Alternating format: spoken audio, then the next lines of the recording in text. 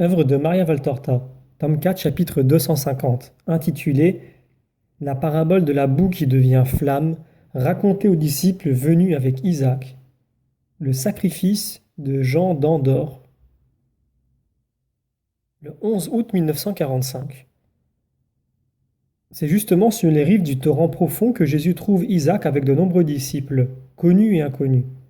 Parmi ceux qui sont connus, il y a le chef de la synagogue de la Belle-Eau, Timon, Joseph d'Emmaüs, qu'on avait accusé d'inceste, le jeune homme qui avait renoncé à l'ensevelissement de son père pour suivre Jésus, Étienne, Abel, le lépreux purifié l'année précédente près de Chorazéine avec son ami Samuel.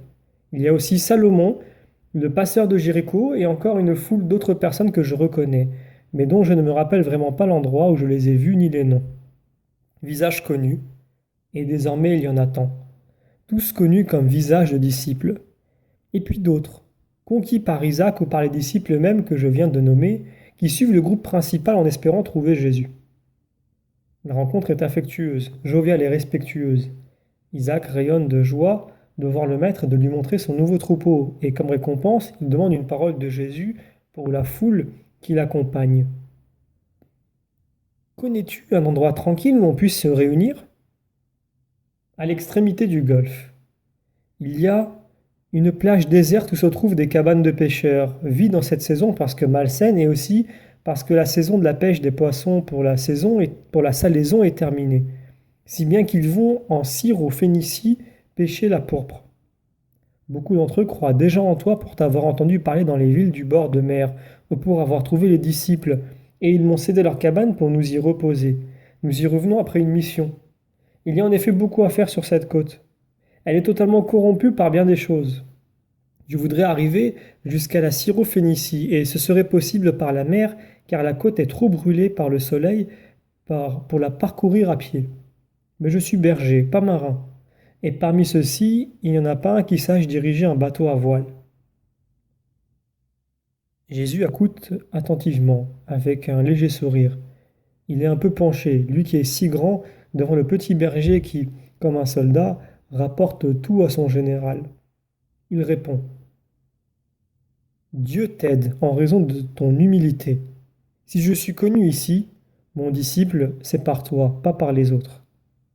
Maintenant, nous allons demander aux habitants des bords du lac s'ils se sentent capables de faire voile sur la mer, et nous nous rendrons, si nous le pouvons, en Syrophénicie. Ils se retournent pour chercher Pierre, André, Jacques et Jean, qui sont en conversation animée avec quelques disciples, tandis que Judas est en arrière, occupé à faire des compliments à Étienne. Simon le Zélote, Barthélemy et Philippe sont à côté des femmes. Les 4 autres sont à côté de Jésus. Les 4 pêcheurs viennent aussitôt. Est-ce que vous vous sentez à même d'aller en barque sur la mer? Demande Jésus.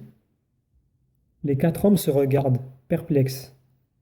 Pierre, tout en réfléchissant, se passe la main dans les cheveux, puis il demande. Mais où?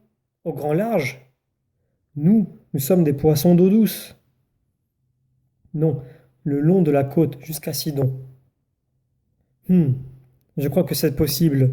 Qu'est-ce que vous en dites? Moi aussi je le crois. Mer ou lac, ce sera toujours la même chose. De l'eau, dit Jacques. Ce sera même plus beau et plus facile, ajoute Jean. Je ne sais pas sur quoi tu te bases pour penser ça, lui répond son frère. C'est à cause de son amour pour la mer. Celui qui aime quelque chose y voit toutes les perfections. Si tu aimais comme ça une femme, tu serais un parfait époux, plaisante Pierre en secouant Jean amicalement. Non, je le dis parce que, à Ascalon, j'ai vu que les manœuvres sont les mêmes et la navigation est très agréable, répond Jean. Alors allons-y, décide Pierre. Tout de même, il vaudrait mieux avoir quelqu'un du pays. Nous ne connaissons pas cette mer, ni ses hauts fonds, souligne Jacques. Oh, je n'y pense même pas. Nous avons Jésus avec nous. Autrefois, je n'étais pas tranquille, mais depuis qu'il a apaisé le lac... Allons avec le maître à Sidon, il y a peut-être du bien à y faire, dit André. Alors nous irons là-bas. Tu te procureras les barques pour demain. Fais-toi donner la bourse par Judas. Apôtres et disciples sont mêlés. Il n'est pas nécessaire de dire quelle fête c'est pour un grand nombre, ceux qui sont bien connus de Jésus. Ils reviennent sur leurs pas, prennent la direction de la ville et en font le tour jusqu'à atteindre la pointe extrême de la baie, qui s'allonge dans la mer comme un bras recourbé. Là, quelques cabanes disséminées sur la petite côte couvertes de graviers représentent l'endroit le plus misérable de la ville, le plus dépeuplé. Il n'est d'ailleurs habité qu'occasionnellement. Les maisonnettes sont des cubes aux murs effrités par les embruns et par la vétusté. Toutes sont fermées et quand les disciples les ouvrent, elles font voir leur misère enfumée et leur équipement vraiment réduit au strict minimum. Voilà, elles sont très commodes et propres à défaut de beauté, dit Isaac qui en a fait les honneurs. Belles, non, les pauvres. La belle eau était un palais en comparaison. Et il y en avait qui se plaignent, Bougonne-Pierre. Mais pour nous, c'est une chance. Bien sûr, bien sûr. L'important, c'est d'avoir un toit et de s'aimer. Et regarde, voilà notre Jean. Comment vas-tu? Où étais-tu? Mais Jean d'Andorre, tout en souriant à Pierre, court vénérer Jésus qui le salue avec de très bonnes paroles. Je ne l'ai pas fait venir parce qu'il n'était pas très bien. Je préfère qu'il reste ici. Il sait bien et fier avec les gens de la ville et avec ceux qui demandent des renseignements sur le Messie, dit Isaac. Effectivement, l'homme d'Andorre est beaucoup plus maigre qu'auparavant, mais son visage est serein. La maigreur ennoblit ses traits et fait penser à quelqu'un qui est déjà touché par le double martyre de la chair et de l'esprit. Jésus l'examine et lui demande: Es-tu malade, Jean? Pas plus qu'avant de te voir. Cela vaut pour la chair, mais pour ce qui est de l'âme, si je me juge bien, je suis en train de me guérir de mes blessures personnelles. Jésus regarde encore ses yeux apaisés et son front creusé au temple et n'ajoute rien. Mais il lui pose une main sur l'épaule et entre avec lui dans une maisonnette où l'on a apporté des bassines d'eau de mer pour rafraîchir les pieds fatigués et des brocs d'eau fraîche pour la soif, pendant qu'en dehors on prépare le repas sur une table rudimentaire ombragée par un semblant de tonnelle de plantes grimpantes. C'est un beau spectacle. Pendant que la nuit tombe et que la mer murmure les prières du soir par le bruit léger du ressac sur la petite plage caillouteuse, de voir le dîner de Jésus avec les femmes et les apôtres assis à une table grossière, alors que les autres, assis par terre ou sur des sièges, ou encore sur des paniers renversés, font cercle autour de la table principale. Le repas est vite terminé et la table encore plus vite desservie, car il y avait peu de vaisselle et seulement pour les hôtes les plus importants. La mer a pris une teinte noire indigo dans la nuit encore sans lune, et toute sa majesté se dévoile à cette heure empreinte d'une tristesse solennelle, particulière au rivage marin. Grande silhouette blanche parmi des ombres de plus en plus obscures, Jésus se lève de table et s'avance au milieu de la petite foule des disciples, tandis que les femmes se retirent. Isaac et un autre allument de petits feux sur la grève pour éclairer et pour éloigner les nuées des moustiques qui viennent sans doute des marécages tout proches. Que la paix soit avec vous tous. La miséricorde de Dieu nous réunit en avance sur le temps fixé en donnant à nos cœurs une joie réciproque. Je les ai tous scrutés, ces cœurs, vos cœurs moralement bons, comme le montre votre présence ici, vous qui êtes en attente de moi, en formation auprès de moi, quoique encore imparfait spirituellement comme le prouvent certaines de vos réactions. Elles manifestent comment le vieil homme d'Israël avec ses idées et ses préjugés persiste encore en vous. Et l'homme nouveau n'est pas encore sorti de lui, tel le papillon de la chrysalide. Cet homme du Christ qui possède une mentalité ample, lumineuse, miséricordieuse et une encore plus vaste charité. Mais ne soyez pas mortifiés si je vous ai scruté et si j'ai lu tous vos secrets. Un maître doit connaître ses élèves pour pouvoir corriger leurs défauts. Et croyez-moi, s'il est un bon maître, il n'est pas dégoûté par ceux qui ont le plus de défauts. Bien au contraire, il se penche sur eux pour les rendre meilleurs. Vous savez que je suis un bon maître. Maintenant, passons ensemble en revue ces réactions et ces préjugés. Venons-en à considérer ensemble le motif pour lequel nous sommes ici, et en raison de la joie que cette réunion nous donne, sachons bénir le Seigneur qui, d'un bien particulier, tire toujours un bien collectif. J'ai entendu de votre bouche votre admiration pour Jean d'Andorre, admiration d'autant plus grande qu'il se reconnaît pécheur converti. C'est son ancienne manière d'être et la nouvelle qu'il prend comme base de prédication pour ceux qu'il veut amener à moi. C'est vrai, c'était un pécheur, c'est aujourd'hui un disciple. Beaucoup d'entre vous sont désormais venus au Messie grâce à lui. Vous voyez donc que c'est précisément par ces moyens que le vieil homme d'Israël mépriserait que Dieu crée le nouveau peuple de Dieu. Maintenant, je vous prie de vous abstenir de porter un jugement qui ne serait pas saint sur une sœur dont le vieil Israël ne comprend pas qu'elle soit mon disciple. J'ai enjoint aux femmes d'aller se reposer, mais ce n'est tant par désir de leur procurer du repos que pour avoir la possibilité de vous donner, à vous, une sainte appréciation d'une conversion et pour vous empêcher de commettre un péché contre l'amour et la justice. C'est la raison pour laquelle je leur ai donné cet ordre, qui n'a pas manqué d'attrister les femmes disciples. Marie de Magdala, la grande pécheresse d'Israël, celle qui n'avait aucune excuse à son péché, est revenue au Seigneur. Et de qui attendra-t-elle fidélité et miséricorde, sinon de Dieu et des serviteurs de Dieu? Israël tout entier, et avec lui les étrangers qui se trouvent parmi nous, ceux qui la connaissent bien et qui la jugent sévèrement maintenant, qu'elle n'est plus leur complice de débauche, critiquent cette résurrection et la tournent en dérision. Résurrection, c'est le mot le plus exact. Ressusciter un corps n'est pas le plus grand des miracles, c'est un miracle toujours relatif puisqu'il est destiné à être un jour effacé par la mort. Je n'accorde pas l'immortalité à celui dont je ressuscite la chair, mais je donne l'éternité à celui dont l'âme est ressuscitée. Et alors qu'une personne morte dans sa chair n'unie pas sa volonté de ressusciter à la mienne, et par conséquent n'a en cela aucun mérite, celui dont l'âme ressuscite y engage sa volonté. Elle est même la première à être présente. Son mérite pour sa résurrection n'est donc pas inexistant. Je ne vous dis pas cela pour me justifier.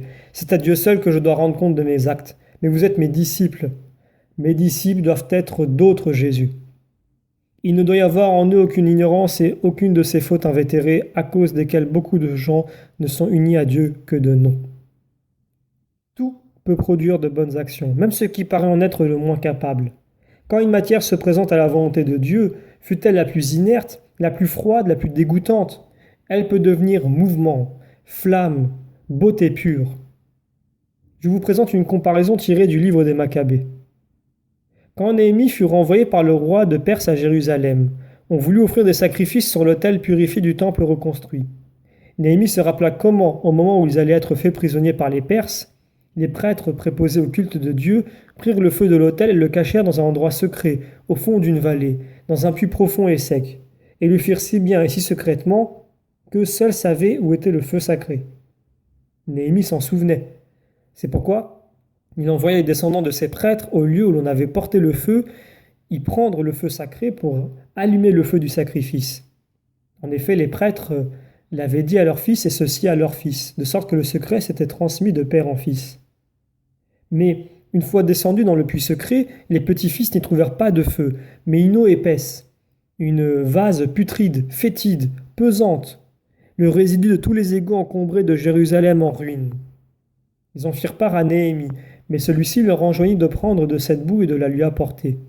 Il fit placer le bois sur l'autel, et sur le bois les sacrifices, puis il aspergea le tout abondamment, de façon que tout soit mouillé par l'eau vaseuse. Le peuple étonné et les prêtres scandalisés regardaient et firent cela avec respect uniquement parce que c'était Néhémie qui l'ordonnait. Mais quelle tristesse dans les cœurs, quelle méfiance! Tout comme il y avait des nuages dans le ciel pour rendre le jour maussade, il y avait du doute dans les cœurs pour rendre les hommes mélancoliques. Mais le soleil dispersa les nuages et ses rayons descendirent sur l'autel. Le bois arrosé d'eau fangeuse s'alluma et produisit un grand feu, qui consomma tout d'un coup le sacrifice pendant que les prêtres récitaient les prières composées par Néhémie et les plus belles hymnes d'Israël jusqu'à ce que tout le sacrifice soit brûlé. Et pour persuader les foules que Dieu peut aussi faire des prodiges avec les matériaux les moins convenables, mais employés avec une intention droite, Néhémie fit répandre le reste de l'eau sur de grandes pierres. Les pierres arrosées s'enflammèrent et se consumèrent dans la grande lumière qui venait de l'autel. Toute âme est un feu sacré placé par Dieu sur l'autel du cœur pour servir à consumer le sacrifice de la vie par amour pour son Créateur. Toute vie est un holocauste, si on la dépense bien. Toute journée est un sacrifice qu'il faut consumer par la sainteté. Mais viennent les pillards, ceux qui accablent l'homme et l'âme de l'homme. Le feu s'enfonce dans le plus profond. Ce n'est pas par quelque sainte nécessité, mais par sottise néfaste. Et là, submergé par les égouts de tous les cloaques des vices, il devient une boue putride et lourde jusqu'à ce qu'un prêtre descende dans ses profondeurs et ramène cette boue à la lumière du soleil en la plaçant sur l'holocauste de son propre sacrifice. Car sachez-le, l'héroïsme de celui qui doit être converti ne suffit pas. il en faut aussi chez celui qui convertit. C'est même ce dernier qui doit précéder l'autre, car les âmes ne se sauvent que grâce à notre sacrifice. Car c'est ainsi qu'on arrive à obtenir que la boue se change en flamme et que Dieu juge parfait et agréable à sa sainteté le sacrifice qui se consume.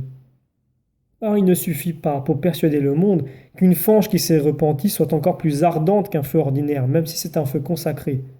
Ce feu ordinaire ne servant qu'à brûler le bois et les victimes matières qui conviennent à la combustion.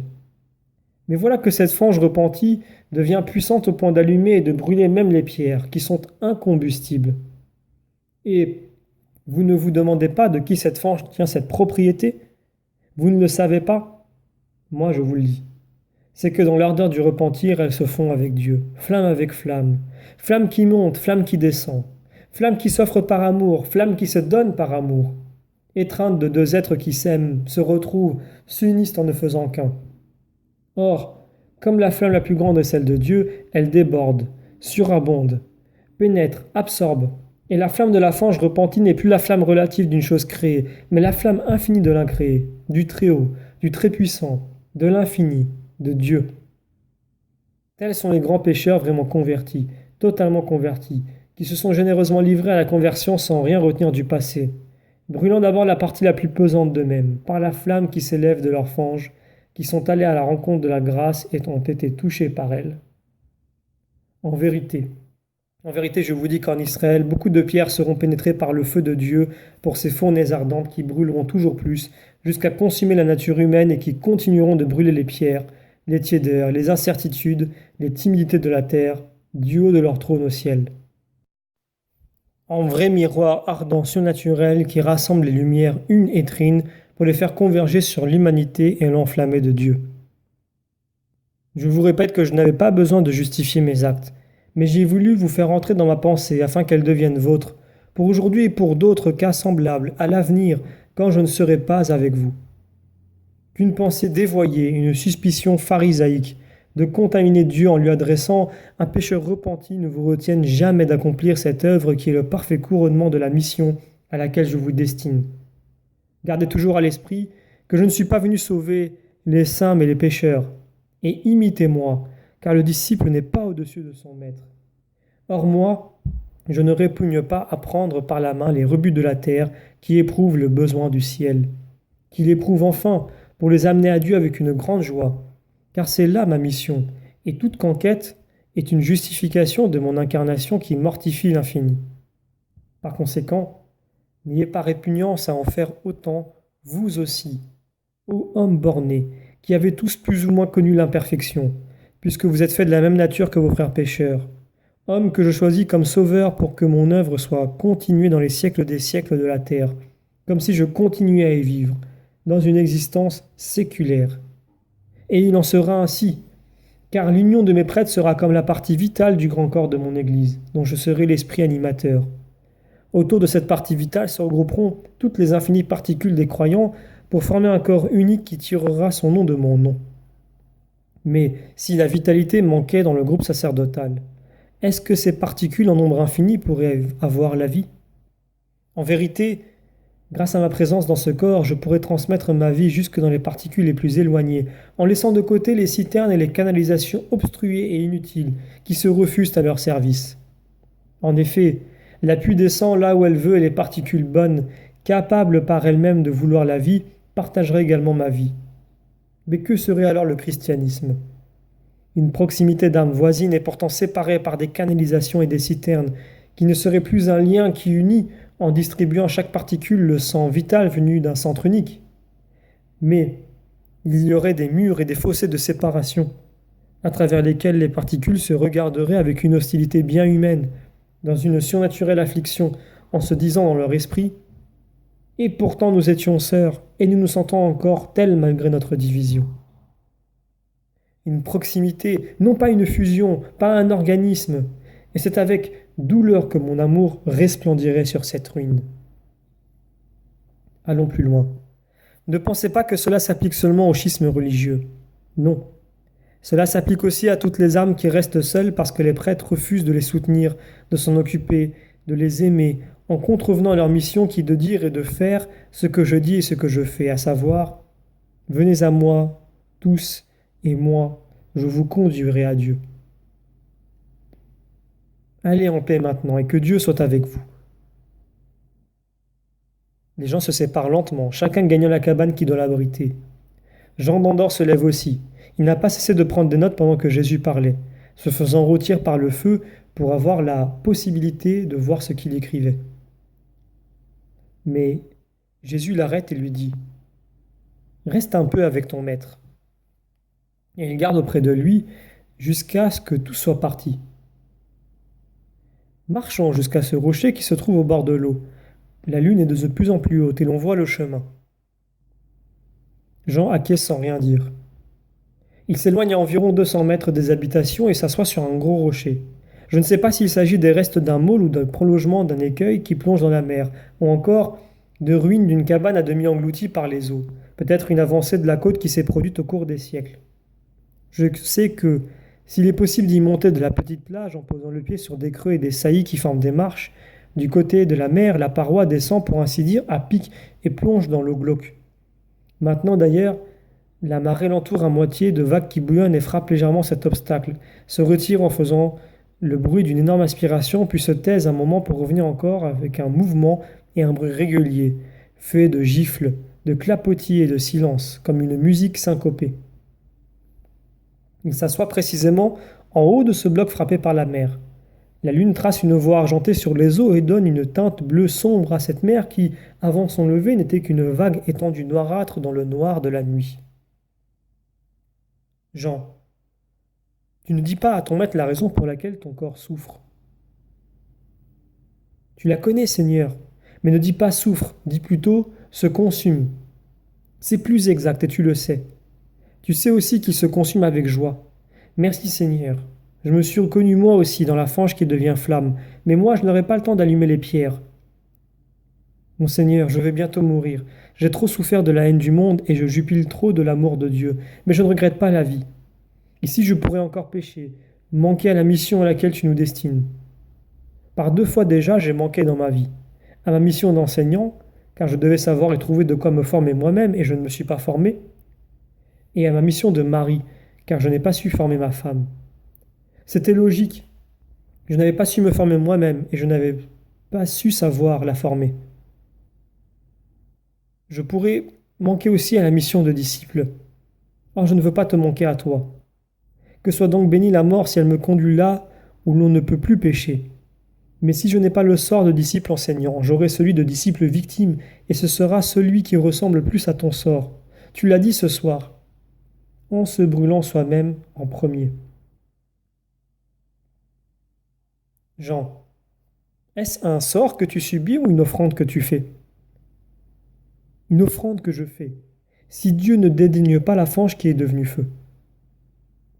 Jean, tu fais beaucoup de pénitence. Les saints aussi, et toi le premier. Il est juste que celui qui a tant à payer en fasse aussi. Mais peut-être trouves-tu que les miennes ne sont pas agréables à Dieu. Tu me les interdis? Moi, je ne mets jamais d'obstacle aux bonnes aspirations de l'âme pleine d'amour. Je suis venu prêcher par les faits que dans la souffrance se trouve l'expiation, et dans la douleur la rédemption. Je ne puis me contredire. Merci Seigneur, ce sera ma mission. Qu'écrivais-tu, Jean? Ah, maître, parfois le vieux Félix réapparaît encore avec ses habitudes d'enseignant. Je pense à Marziam. Lui, il a toute une vie pour te prêcher, et vu son âge, il n'assiste pas à tes prédications. J'ai pensé à noter certains enseignements que tu nous as donnés et que l'enfant n'a pas entendu parce qu'il était occupé à ses jeux, ou au loin avec l'un de nous. Dans tes paroles, même les plus petites, il y a tant de sagesse. Tes conversations familières sont déjà un enseignement, et justement, sur les choses de chaque jour, de chaque homme, sur ces petits détails qui, au fond, sont les grandes choses de la vie, car leur ensemble forme une somme importante qui exige patience, constance, résignation pour être accomplie avec sainteté. Il est plus facile d'accomplir un grand et unique acte d'héroïsme que des milliers de petites choses qui exigent une constante application de la vertu. Pourtant, on n'arrive pas à faire cet acte important, soit dans le mal, soit dans le bien. Je le sais pour le mal, si l'on n'accumule pas longuement de petits actes en apparence insignifiants. J'ai commencé à tuer lorsque, las des frivolités de ma femme, j'ai pour la première fois regardé avec mépris. C'est pour Marziam que je notais tes petites explications. Et ce soir, je désirais noter ton grand enseignement. Je laisserai mon travail à l'enfant pour qu'il se souvienne de moi, le vieux maître, et pour qu'il ait aussi ses enseignements qu'il n'aurait pas sinon. Son splendide trésor, tes paroles. Me le permets-tu? Oui, Jean. Mais sois en paix surtout, comme cette mère. Vois-tu, pour toi ce serait trop accablant de subir l'ardeur du soleil, et la vie apostolique est vraiment une ardeur. Tu as tant lutté dans ta vie. Maintenant, Dieu t'appelle à lui sous ce paisible clair de lune qui apaise et purifie toutes choses. Marche dans la douceur de Dieu, je te le dis. Dieu est content de toi. Jean d'Andorre prend la main de Jésus, la baise et murmure. Et pourtant, il aurait été beau aussi de dire au monde, viens à Jésus. Tu le diras du paradis. Toi aussi tu seras un miroir ardent. Allons, Jean, je voudrais lire ce que tu as écrit.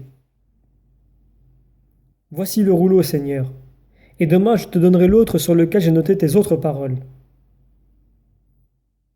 Ils descendent de leur écueil et dans la blancheur resplendissante du clair de lune qui a changé en argent les cailloux de la rive, ils reviennent aux habitations. Ils se saluent, Jean en s'agenouillant, Jésus en le bénissant de la main qu'il lui pose sur la tête, en lui donnant sa paix.